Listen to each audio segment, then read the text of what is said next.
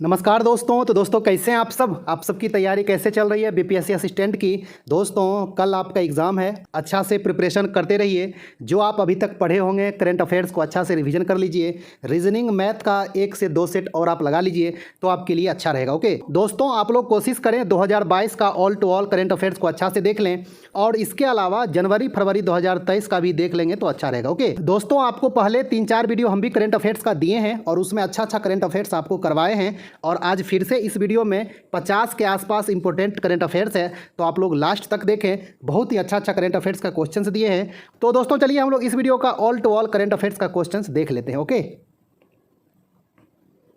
दोस्तों, पहला क्वेश्चन क्या है, राष्ट्रपति भवन के परिसर में स्थित मुगल गार्डन का नाम बदलकर क्या कर दिया गया है। तो दोस्तों मुगल गार्डन का नाम बदलकर अमृत उद्यान कर दिया गया है। तो आप लोग अच्छा से ध्यान में रखिएगा। और ये अमृत उद्यान कहाँ पे स्थित है, तो राष्ट्रपति भवन के परिसर में स्थित है। आप लोग अच्छा से ध्यान में रखेंगे। ओके चलिए दोस्तों देखते हैं क्वेश्चन नंबर 2 क्या कह रहा है। क्वेश्चन नंबर 2 क्या कह रहा है दोस्तों, आप लोग अच्छा से देखिए। किस उच्च न्यायालय के फैसले को रद्द करते हुए सुप्रीम कोर्ट ने सिनेमा घरों में बाहर से खाद्य पदार्थ ले जाने पर रोक को वैध ठहराया। तो किस हाई कोर्ट के फैसले को रद्द कर दिया है सुप्रीम कोर्ट ने, तो जम्मू कश्मीर हाई कोर्ट के फैसले को रद्द कर दिया है। जम्मू कश्मीर हाई कोर्ट ने यह फैसला दिया था दोस्तों कि सिनेमा घरों में बाहर से खाद्य पदार्थ आप ले जा सकते हैं, इसमें रोक नहीं लगाई जा सकती है। ओके, तो इस फैसले को सुप्रीम कोर्ट में चुनौती दी गई और इसके बाद सुप्रीम कोर्ट क्या किया दोस्तों, जम्मू कश्मीर हाई कोर्ट के फैसले को रद्द कर दिया और कहा कि सिनेमा घरों में बाहर से खाद्य पदार्थ ले जाने पर जो रोक है वो वैध है, मतलब सही है। ओके हाँ, तो आप लोग अच्छा से ध्यान में रखिएगा, बहुत ही इंपॉर्टेंट क्वेश्चन है। ओके चलिए दोस्तों देखते हैं क्वेश्चन नंबर 3 क्या कह रहा है। 3 नंबर क्या कह रहा है दोस्तों, केंद्र सरकार ने जैन समुदाय के तीर्थ स्थल श्री समेध शिखर जी को पर्यटन स्थल घोषित करने की अधिसूचना को वापस ले लिया है। यह तीर्थ स्थल कहाँ स्थित है, तीर्थ स्थल कहाँ पे स्थित है, तो ये झारखंड के गिरिडीह जिले में पारसनाथ पहाड़ी पर है और इसको पर्यटन स्थल घोषित किया गया था, जिसमें जैन समुदाय के द्वारा बहुत सारे आपत्ति दर्ज की गई कि इसे तीर्थ स्थल ही रहने दिया जाए। उसके बाद इस अधिसूचना को वापस ले लिया गया और अब यह तीर्थ स्थल ही बना रहेगा। तो आप लोग अच्छा से ध्यान में रखिएगा। एग्जाम में आपसे कहीं ये पूछ दे श्री समेध शिखर जी तीर्थ स्थल किस धर्म से संबंधित है, तो वो जैन धर्म से संबंधित है। आप लोग अच्छा से ध्यान में रखिएगा। और ये कहाँ है, झारखंड के गिरिडीह जिले के पारसनाथ पहाड़ी पे। ओके आप लोग अच्छा से ध्यान में रखिएगा। चलिए दोस्तों देखते हैं अगला क्वेश्चन क्या कह रहा है। चौथा नंबर क्वेश्चन क्या कह रहा है दोस्तों, 17वां प्रवासी भारतीय सम्मेलन 2023 कहाँ आयोजित की गई। तो ये कहाँ आयोजित किया गया दोस्तों, इंदौर में, एमपी में। आप लोग अच्छा से ध्यान में रखिएगा। ओके चलिए दोस्तों देखते हैं क्वेश्चन नंबर 5 क्या कह रहा है। क्वेश्चन नंबर 5 क्या है दोस्तों, हेनले की वैश्विक पासपोर्ट रैंकिंग 2023 में शीर्ष स्थान किस देश को दिया गया है। तो पहला स्थान जो दिया गया है दोस्तों वो जापान और सिंगापुर को संयुक्त रूप से दिया गया है। तो आप लोग अच्छा से ध्यान में रखिएगा। ओके चलिए दोस्तों अगला क्वेश्चन देखते हैं। क्वेश्चन नंबर 6 क्या कह रहा है। छठा नंबर क्या है दोस्तों, हेनले की वैश्विक पासपोर्ट रैंकिंग 2023 में भारत को किस स्थान पर रखा गया है। तो भारत का स्थान क्या है दोस्तों, तो 85 है, 85वां स्थान है। आप लोग अच्छा से ध्यान में रखिएगा। और 2022 में भारत का क्या रैंक था, तो 83 था। आप लोग इस बात को भी अच्छा से ध्यान में रखिएगा। ओके चलिए दोस्तों देखते हैं क्वेश्चन नंबर 7 क्या है। क्वेश्चन नंबर 7 क्या है दोस्तों, जनवरी 2023 में जारी भ्रष्टाचार बोध सूचकांक 2022 में सबसे कम भ्रष्ट देश किसे बताया गया है, अर्थात शीर्ष स्थान पर रखा गया है। तो सबसे कम भ्रष्ट देश कौन है दोस्तों, तो डेनमार्क है। आप लोग अच्छा से ध्यान में रखिएगा। भ्रष्टाचार बोध सूचकांक 2022 में पहला स्थान जो दिया गया है वो डेनमार्क को दिया गया है। आप लोग अच्छा से ध्यान में रखेंगे। और आपसे कहीं पूछ दे कि सेकेंड नंबर पे कौन है, तो फिनलैंड और न्यूजीलैंड है। आपसे कहीं ये पूछ दे कि सबसे नीचे कौन है, यानी कि सबसे ज़्यादा भ्रष्टाचार किस देश में है, तो वो सोमालिया में है, जिसका स्थान 180वां है। इसमें टोटल 180 देश था और सबसे जो निचला स्थान है वो सोमालिया का है ना। सोमालिया का राजधानी कहाँ है दोस्तों, मोगादिशु। ओके तो आप लोग अच्छा से ध्यान में रखेंगे। और इसके बाद दोस्तों भ्रष्टाचार बोध सूचकांक किसके द्वारा जारी की जाती है, तो ट्रांसपेरेंसी इंटरनेशनल एक संस्था है जो कि कहाँ है, जर्मनी में है। इसके द्वारा यह जारी की जाती है। आप लोग अच्छा से ध्यान में रखेंगे इन सभी बातों को। ओके चलिए दोस्तों देखते हैं अगला क्वेश्चन क्या है। ये क्वेश्चन क्या है दोस्तों कि 2023 में जारी भ्रष्टाचार बोध सूचकांक 2022 में भारत को किस स्थान पर रखा गया है। तो भारत का जो स्थान है दोस्तों वो 85 है, 85वां स्थान है भारत का। और पासपोर्ट रैंकिंग में भी भारत का स्थान इतना ही था। आप लोग इस बात को अच्छा से ध्यान में रखेंगे। आपसे कहीं ये पूछ दे कि 2021 में भ्रष्टाचार बोध सूचकांक में भारत का स्थान क्या था, तो इतना ही था। ओके, 85th रैंक 2021 में भी था और 2022 में भी है, तो आप लोग अच्छा से ध्यान में रखेंगे। ओके, चलिए दोस्तों देखते हैं क्वेश्चन नंबर 9 क्या कह रहा है। क्वेश्चन नंबर 9 क्या है दोस्तों, जेसिंडा अर्डन की प्रधानमंत्री पद से त्यागपत्र के बाद न्यूजीलैंड के नए प्रधानमंत्री जनवरी 2023 में कौन बने हैं? क्रिस हिपकिंस हैं। आप लोग अच्छा से ध्यान में रखेंगे। ओके, चलिए दोस्तों देखते हैं क्वेश्चन नंबर 10 क्या है। 10 नंबर क्या है दोस्तों, विश्व की सबसे लंबी रिवर क्रूज यात्रा सेवा किसके बीच जनवरी 2023 में शुरू की गई है? तो ये वाराणसी से डिब्रूगढ़ स्टार्ट किया गया है दोस्तों, जो कि विश्व की सबसे लंबी रिवर क्रूज सेवा है ना। और इस क्रूज का नाम क्या है दोस्तों? MV गंगा विलास। ओके दोस्तों, आप लोग गंगा विलास क्रूज पे यात्रा करके भारत भ्रमण कर सकते हैं नदी के माध्यम से, लेकिन इसमें आपको लाखों खर्च करना पड़ेगा, है ना। तो ये भारत में शुरू की गई है, जो कि विश्व की सबसे लंबी रिवर क्रूज यात्रा है। ओके, तो आप लोग अच्छा से ध्यान में रखेंगे, कहाँ से कहाँ? वाराणसी से डिब्रूगढ़। ओके, चलिए दोस्तों अगला देखते हैं क्वेश्चन नंबर 11 क्या कह रहा है।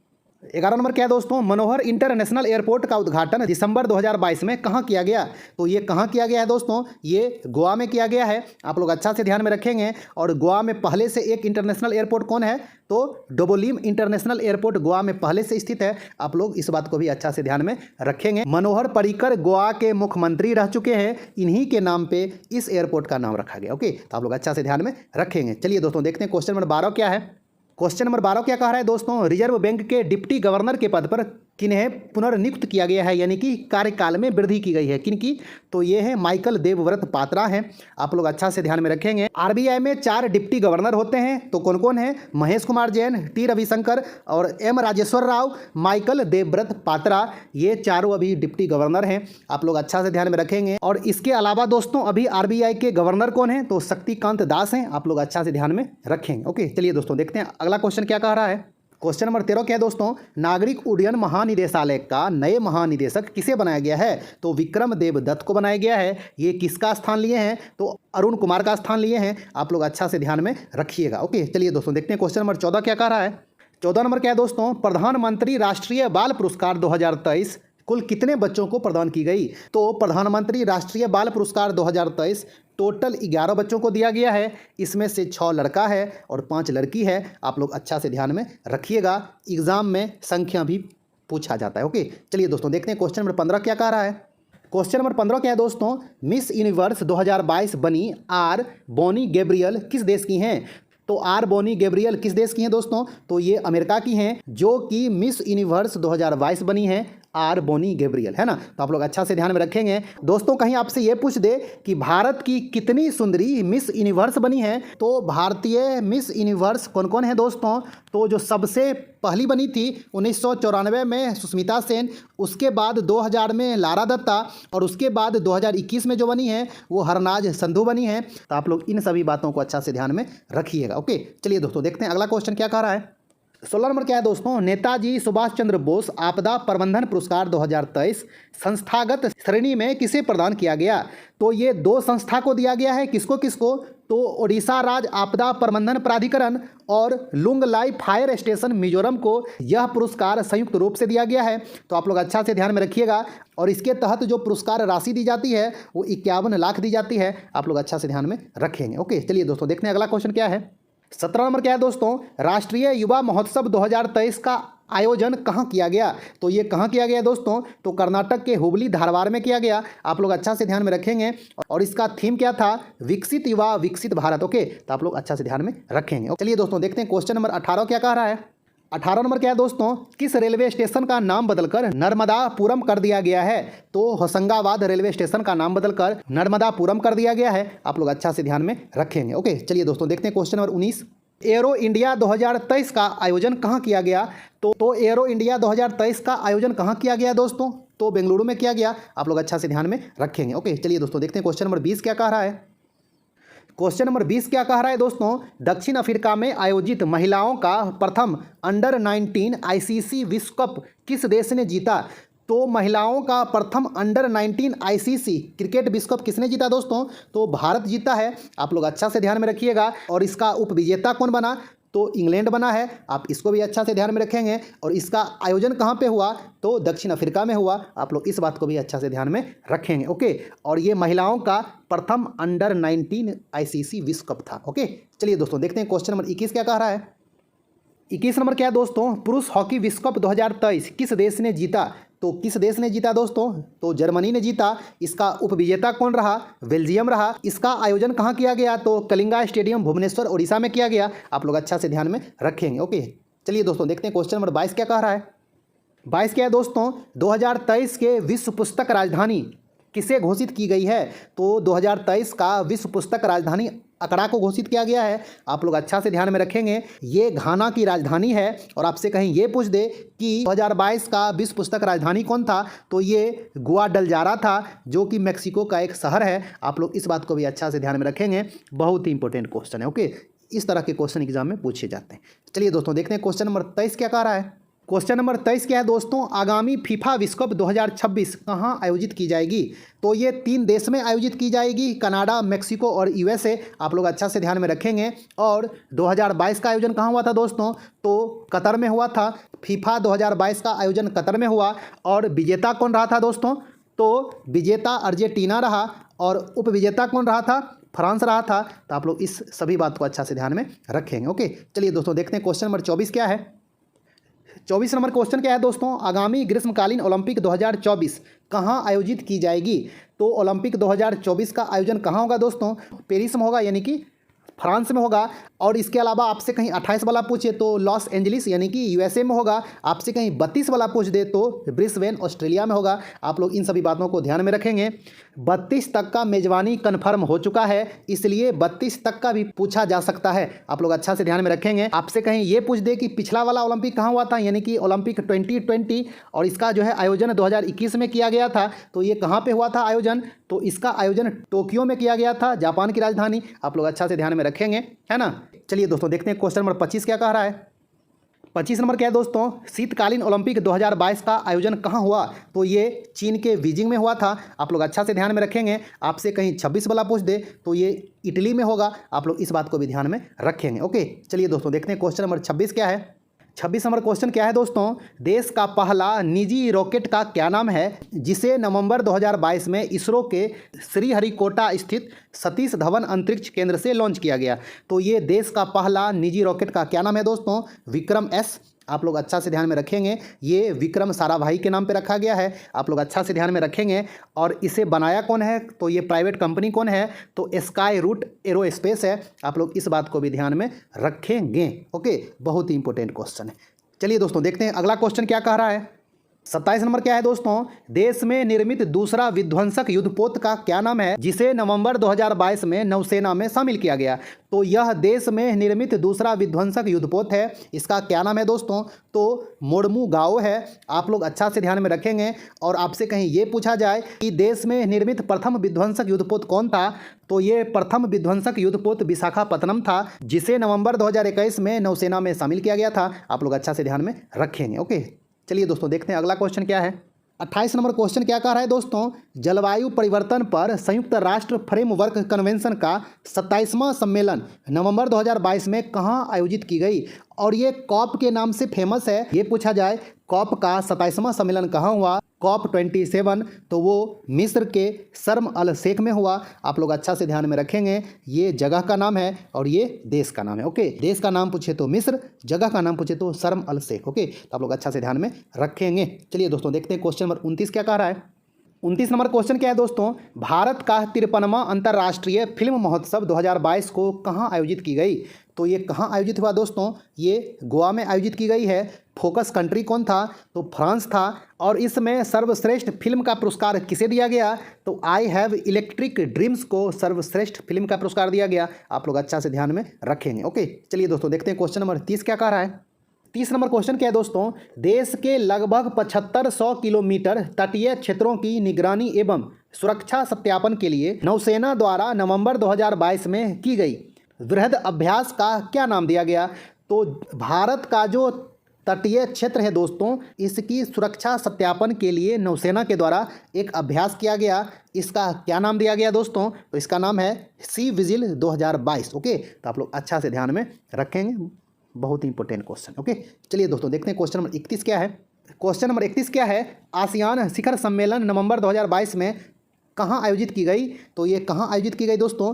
कंबोडिया की राजधानी नामपेना में आयोजित की गई। आप लोग अच्छा से ध्यान में रखेंगे। ओके, चलिए दोस्तों देखते हैं क्वेश्चन नंबर 32 क्या है।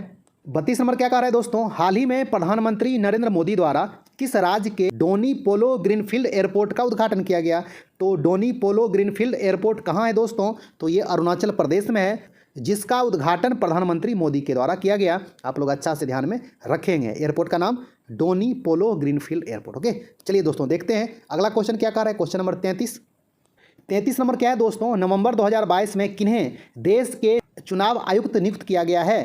तो किन्हें नियुक्त किया गया दोस्तों? अरुण गोयल को नियुक्त किया गया। और पहले से मौजूद कौन है? तो अनूप चंद पांडे हैं। आप लोग अच्छा से ध्यान में रखेंगे। चुनाव आयोग में 2 आयुक्त होते हैं और 1 मुख्य चुनाव आयुक्त होते हैं। तो 2 चुनाव आयुक्त कौन कौन हो गए दोस्तों? एक आपका अरुण गोयल और एक अनूप चंद पांडे। और वर्तमान में मुख्य चुनाव आयुक्त कौन है? तो राजीव कुमार हैं। आप लोग इन सभी बातों को अच्छा से ध्यान में रखेंगे। ओके, चलिए दोस्तों देखते हैं अगला क्वेश्चन क्या कह रहा है। 34 नंबर क्या है दोस्तों, वर्तमान में पश्चिम बंगाल के राज्यपाल कौन हैं? तो अभी पश्चिम बंगाल के राज्यपाल कौन है दोस्तों? सीवी आनंद बोस हैं। आप लोग अच्छा से ध्यान में रखेंगे। ओके, चलिए दोस्तों देखते हैं क्वेश्चन नंबर 35 क्या है। 35 नंबर क्वेश्चन क्या है दोस्तों, बिहार के किस साहित्यकार को वर्ष 2022 का इफ्को साहित्य पुरस्कार प्रदान किया गया है? तो ये बिहार के साहित्यकार हैं दोस्तों। तो ये कौन है? जयानंदन है। आप लोग अच्छा से ध्यान में रखिएगा। इनको 2022 का इफ्को साहित्य पुरस्कार प्रदान की गई है। ओके, चलिए दोस्तों देखते हैं क्वेश्चन नंबर 36 क्या कह रहा है। 36 नंबर क्वेश्चन क्या है दोस्तों, उत्कृष्टता के लिए लाल बहादुर शास्त्री पुरस्कार 2022 किसे प्रदान किया गया? तो ये बकुल ढोलकिया को प्रदान किया गया, जो कि IIM के पूर्व निदेशक हैं। आप लोग अच्छा से ध्यान में रखिएगा। ओके, चलिए दोस्तों देखते हैं क्वेश्चन नंबर 37 क्या कह रहा है। 37 नंबर क्या कह रहा है दोस्तों, देश का सर्वोच्च खेल पुरस्कार मेजर ध्यानचंद खेल रत्न पुरस्कार 2022 किसे प्रदान किया गया? तो ये शरत कमल अचंत को प्रदान किया गया। आप लोग अच्छा से ध्यान में रखेंगे। और ये टेबल टेनिस के प्रसिद्ध खिलाड़ी हैं। आप लोग इस बात को भी ध्यान में रखेंगे। आपसे कहीं ये पूछ दे कि राजीव गांधी खेल रत्न पुरस्कार का नाम बदलकर मेजर ध्यानचंद खेल रत्न पुरस्कार कब कर दिया गया? तो ये 2021 में कर दिया गया। आप लोग अच्छा से ध्यान में रखेंगे। और यह अवार्ड पाने वाले प्रथम खिलाड़ी कौन थे? तो विश्वनाथन आनंद थे, जिन्हें 1992 में दिया गया था। ये किस खेल से संबंधित हैं? तो शतरंज से हैं। आप लोग इन सभी बातों को ध्यान में रखेंगे। ओके, चलिए दोस्तों देखते हैं अगला क्वेश्चन क्या है। 38 नंबर क्या कह रहा है दोस्तों, मिस अर्थ 2022 कौन बनी? तो ये मीना सिउ चोई बनी है, जो कि दक्षिण कोरिया की है। और भारत के तरफ से इसमें प्रतिनिधि कौन बनी थी? तो वंशिका परमार बनी थी, जो कि मिस अर्थ इंडिया है। आप लोग अच्छा से ध्यान में रखेंगे। जो मिस अर्थ इंडिया बनती है वही मिस अर्थ प्रतियोगिता में जाके भाग लेती है भारत की तरफ से। ओके, तो आपसे कहीं सिर्फ ये पूछे कि मिस अर्थ इंडिया 2022 कौन है? तो वो वंशिका परमार हैं। आप लोग ये भी ध्यान में रखेंगे। ओके, चलिए दोस्तों देखते हैं क्वेश्चन नंबर 39 क्या कह रहा है। 39 नंबर क्वेश्चन क्या कह रहा है दोस्तों, दक्षिण कोरिया का प्रसिद्ध सियोल शांति पुरस्कार 2022 किसे प्रदान किया गया? तो ये WWW के खोजकर्ता टिम बर्नर्स ली को प्रदान किया गया। वर्ल्ड वाइड वेब के खोजकर्ता टिम बर्नर्स ली को दक्षिण कोरिया का सियोल शांति पुरस्कार 2022 प्रदान किया गया। ओके, तो आप लोग अच्छा से ध्यान में रखेंगे। चलिए दोस्तों देखते हैं क्वेश्चन नंबर 40 क्या कह रहा है। 40 नंबर क्या कह रहा है दोस्तों, 4 देशों का संयुक्त नौसैनिक अभ्यास मालाबार 2022 जापान की मेजबानी में संपन्न हुआ। इसमें कौन कौन देश शामिल हैं? यानी कि मालाबार जो नौसैनिक अभ्यास होता है, इसमें कौन कौन देश शामिल होता है? Bharat, America, Japan, Australia. Okay, तो आप लोग अच्छा से ध्यान में रखेंगे। ये क्वेश्चन एग्जाम में पूछता है कि मालाबार अभ्यास में कौन कौन सा देश शामिल है या फिर कौन सा देश शामिल नहीं होता है। आप लोग इन चारों का नाम अच्छा से ध्यान में रखिएगा। मालाबार में शामिल कौन कौन है? Bharat, America, Japan, Australia. Okay, और इसके अलावा दोस्तों एक क्वाड समिट होता है, आप लोग जानते होंगे, उसमें भी यही चारों देश रहता है। ओके, हाँ, तो आप लोग इस बात को भी अच्छा से ध्यान में रखेंगे, आगे आपको बता देंगे। ओके, चलिए दोस्तों देखते हैं 41 नंबर क्वेश्चन क्या कह रहा है। क्वेश्चन नंबर 41 क्या है दोस्तों, संयुक्त वायु सैनिक अभ्यास गरुड़ किन देशों के बीच होता है? तो ये भारत और फ्रांस के बीच होता है। कौन? गरुड़ वायु सैनिक अभ्यास। आप लोग अच्छा से ध्यान में रखेंगे। ओके, चलिए दोस्तों देखते हैं क्वेश्चन नंबर 42 क्या कह रहा है। 42 नंबर क्या कह रहा है दोस्तों, संयुक्त थल सैनिक अभ्यास युद्धाभ्यास किन देशों के बीच होता है? इस अभ्यास का नाम है युद्धाभ्यास, जो कि हमेशा भारत और अमेरिका के बीच होता है। ओके, चलिए दोस्तों देखते हैं क्वेश्चन नंबर 43 क्या है। 43 नंबर क्वेश्चन क्या कह रहा है दोस्तों, ICC T20 विश्व कप 2022 कौन सा देश जीता? तो ICC T20 विश्व कप 2022 इंग्लैंड जीता। इसमें उपविजेता कौन रहा? तो पाकिस्तान रहा। और इसका आयोजन कहाँ हुआ था, यानी कि मेजबान देश कौन था? तो ऑस्ट्रेलिया था। आप लोग अच्छा से ध्यान में रखेंगे। ओके, चलिए दोस्तों देखते हैं अगला क्वेश्चन क्या है। 44 नंबर क्या है दोस्तों, आईसीसी T20 विश्व कप महिला 2023 कौन सा देश जीता? तो ये ऑस्ट्रेलिया जीता। इसमें उपविजेता कौन रहा? तो दक्षिण अफ्रीका रहा। और ये कहाँ पे आयोजित हुआ था? तो दक्षिण अफ्रीका में ही हुआ था। आप लोग अच्छा से ध्यान में रखेंगे, ये अभी हाल ही में हुआ है। ओके, चलिए दोस्तों देखते हैं 45 नंबर क्वेश्चन क्या है। 45 नंबर क्वेश्चन क्या है दोस्तों, क्वाड सम्मेलन 2022 कहाँ आयोजित की गई? तो ये जापान की राजधानी टोक्यो में आयोजित की गई थी। आप लोग अच्छा से ध्यान में रखेंगे, बहुत ही इंपॉर्टेंट क्वेश्चन है। और इसका पूरा जो नाम है दोस्तों वो क्वाड्रिलेटरल सिक्योरिटी डायलॉग है। आप लोग अच्छा से ध्यान में रखेंगे। इसमें 4 देश शामिल है, भारत, जापान, ऑस्ट्रेलिया और अमेरिका। जैसा कि आपको बताए थे मालाबार जो युद्धाभ्यास होता है उसमें भी यही चारों देश रहता है। आप लोग अच्छा से ध्यान में रखेंगे। और आपसे कहीं ये पूछ दे कि क्वाड समिट 2023 कहाँ होगा, तो ये ऑस्ट्रेलिया के सिडनी में होगा, जो कि प्रस्तावित है। आप लोग अच्छा से ध्यान में रखेंगे। तो दोस्तों ये आपका टोटल 45 क्वेश्चन था।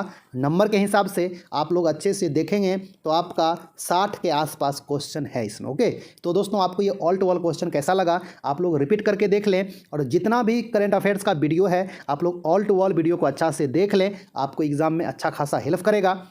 दोस्तों आपको ये ऑल टू ऑल क्वेश्चन कैसा लगा कमेंट्स करके बताएं। यदि आपको अच्छा लगा होगा तो वीडियो को लाइक कर दें। आप अभी तक चैनल के साथ नहीं जुड़े हैं तो चैनल को सब्सक्राइब कर लें। तो दोस्तों मिलते हैं एक अच्छा खासा न्यू वीडियो लेके, तब तक के लिए धन्यवाद, नमस्कार।